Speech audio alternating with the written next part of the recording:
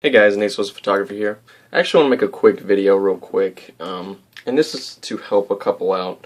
They've had a few issues with taking some indoor pictures with their T3i without a flash. I showed them how it can be done. It can be done. But we got to key in some factors here. They know how to use the dial settings. They're off the auto mode now. So they know that what ISO is, what it does. And they know that at the higher the ISO, it can be grainy, which is not that great for photos. So let's take in consideration that once we know everything about the ISO settings, your AV, which is your exposure compensation, and your shutter speed, knowing how they all work together and all that, let's get past that. So let's go ahead and jump in and show them and whoever else is watching this basically what you can do to fix that and have some clearer shots indoors. First off, let's understand lighting is big and very huge in this. If you decide to take pictures indoors, preferably in the evening or at night, where a whole lot of light from outside is not coming in, so you're relying on incandescent lights and some of the fluorescent lighting now, non-filament lightings that people buy, like the little swirly energy-saving light bulbs and stuff like that, versus the older style lighting. There's difference in temperatures as far as lighting from those. We know that older style lights, not that great. It's not going to be that great if you don't have a whole lot of light and you're using just those. The newer style light bulbs can help. They really can. It can make things greatly advanced, or it can help you get that boost of light that you need. The more light, the better. So that's big here.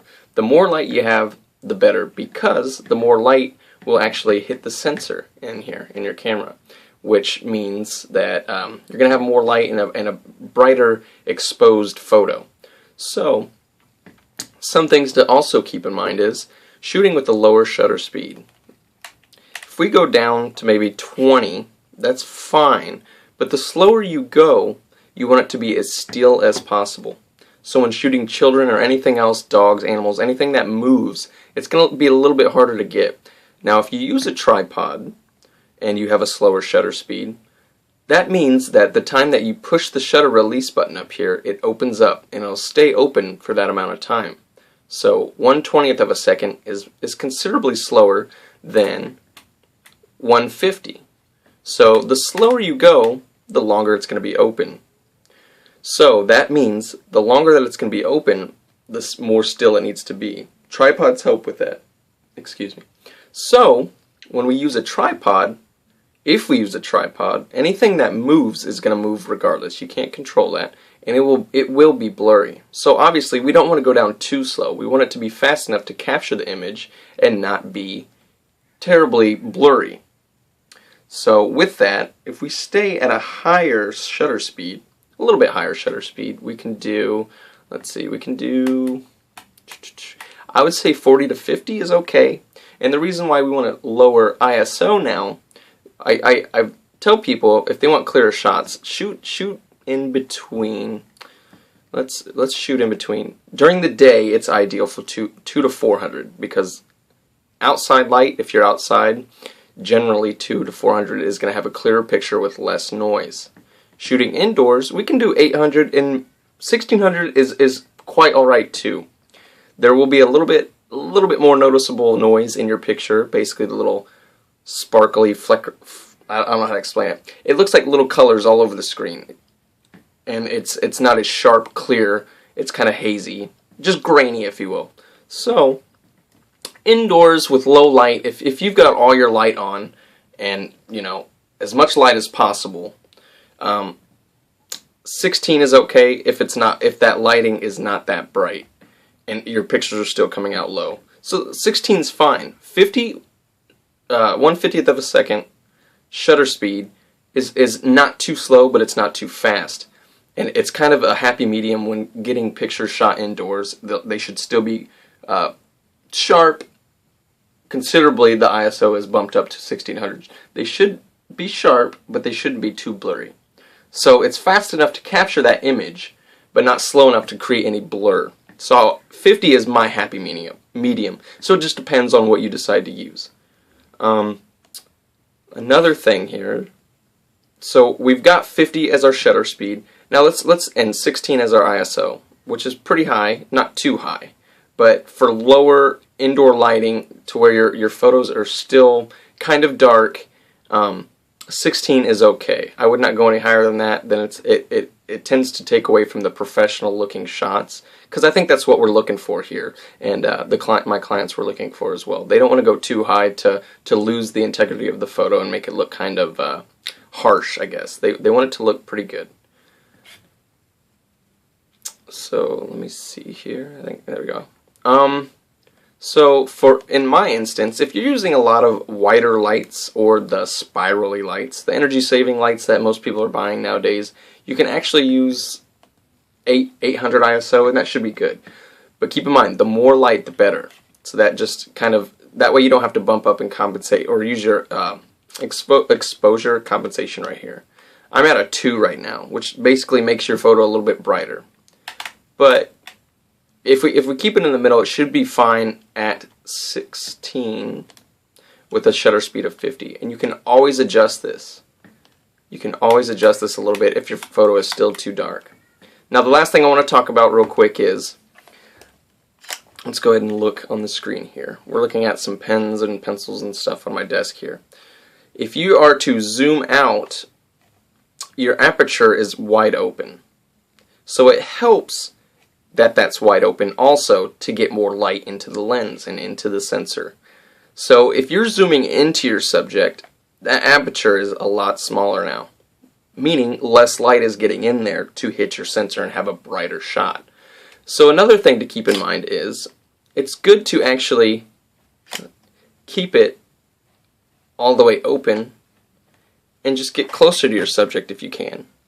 And it shouldn't matter too much to where you're not going to be on top of your subject. So don't worry about that. Try keeping it open a little bit and not too zoomed in, because that just means less light's getting in and you're still going to have a dark shot. So try keeping it open a little bit more and to a medium zoom, just to help you get more lighting in there. So this all helps to get a brighter, clearer shot. Let's see if I actually have some shots on here. My daughter actually did some test shots here. If you can tell, this light is, I've got one of the, let's see, we've got some tungsten lighting in the back there, the old yellowy colored lights. And then above me, this is the kitchen area, above me, it's going to be brighter because I have the fluorescent lighting. But I zoomed in without any changes. I zoomed in a little bit towards this soda bottle here. And if we go to the next one, it's considerably darker. I don't know if you can tell, but it's a lot darker. A lot of the black, darker areas in the image are really dark. That's because the zoom is all the way in, meaning the aperture is really tiny. It's a tiny hole. So the more you open that and zoom out of your photo, like this,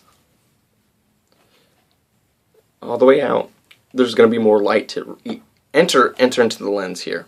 So keep that in mind. That's one of the big things too, is zooming in and out of your subject. The tighter you go, the closer you get, the smaller the aperture in there. It gets really tiny. So it's basically, if you were to shine the light in this hole, not a whole lot of light's going to get through. The more you open it up, obviously more light's going to get through. So that's one big thing before that we need to realize too and take in consideration, is that that's always open a lot more, especially with a standard 18 to 55 millimeter lens. So I hope that helps a little bit. Tripods are good to use, but I wouldn't recommend them if you are trying to move around with your camera and get some shots. Just keep in mind, the more light the better. And let's remember our ISO. You can bump it up to 16, which should help a lot too. You've always got your exposure compensation to lighten up your images a little bit more if you need that bump. But I think above all, it's just leaving your lens open, or your aperture open more, and zoomed out away from your subjects to let more light in. That will be the starting point. And then kind of go from there and work with your ISO if you need to. You can bump it up a little bit. You can bump up your exposure compensation just a little bit. And then your flash, your shutter speed. Then you can adjust that as well. If you need to go a little bit slower to get more light in, that's fine. But keep in mind that slower will be blurrier, because you're moving around, and every movement that you make, that camera will catch that. So, and that's where tripods come in hand. The slower you go, a tripod should probably be used if it's too slow considerably. So keep it in the 50, 1/50th of a second range, and that should help a lot. And keep your aperture open as much as possible. Wide open, more light entering in. Your ISO, you can mess with that and bump it up if you have to if they're still too dark. And then you've got your, last but not least, your exposure compensation to give you a little bit bump. So I hopefully that helps you out a little bit, and hopefully I didn't ramble too much. But keep in mind that those should definitely help for darker indoor darker indoor photos. This should help a lot when working all those together. That should help considerably. So happy shooting, and if you need any more help or questions, or if you have any comments, just go ahead and comment on this. I'll probably upload this to YouTube, to my photography channel, and then post it where I need to. But thanks for watching. Thumbs up, whatever, all that good stuff. Post it, and yeah, happy shooting. Thanks, guys.